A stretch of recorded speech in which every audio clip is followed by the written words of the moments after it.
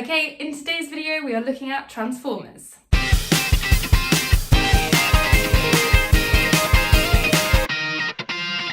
So, no, we are not talking about those weird robot things that turn into cars. Is that what they do? Sorry if that's wrong, I've literally never watched Transformers. But instead, we are talking about the things that help us to distribute electricity across the UK. Here's a transformer, here's what it looks like. So let's take it step by step. You have a coil, and to this input coil, you will apply an alternating voltage. The coil that I apply my input voltage to is called my primary coil. Then you have this iron core. On the other side of my core, you have my secondary coil, and that's the coil where you get an output alternating voltage. And the difference between my primary coil and my secondary coil is they have a different number of turns on their coil. So that's what they look like, but how do they work?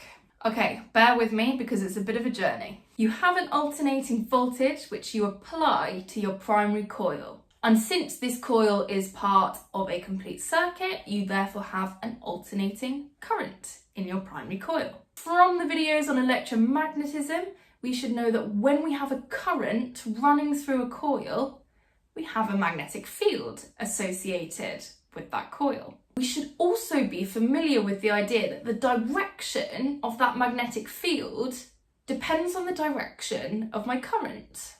And since I have an alternating current, so a current that keeps changing direction, then I have a magnetic field which is constantly changing direction. Okay, hopefully you're still with me.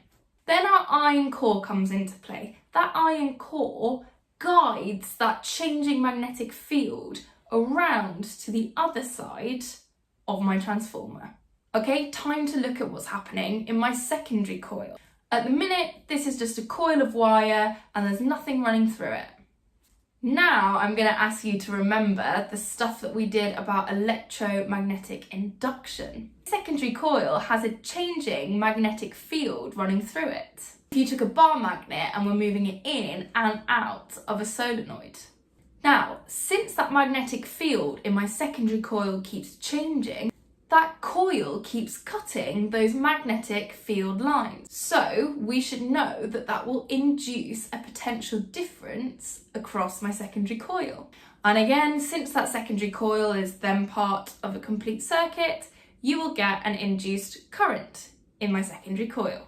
So there we have it. Just to summarise. Apply an alternating voltage to the primary coil, create a changing magnetic field. Secondary coil cuts that changing magnetic field and an alternating potential difference is induced in your secondary coil. Now, you could be sat here thinking, great, what's the point? And to be honest, I wouldn't blame you, because all it looks like I've done is taken a voltage, spent lots of money on cores and coils and got a voltage out. However, there is a difference in these two voltages. Find out a bit more about what that difference is, click on the next video about transformers and equations. Love a good cliffhanger. And this is not a good cliffhanger. Okay, hope you found that helpful. Please do download all of the notes. Make sure to like and subscribe for more videos. Thanks for watching.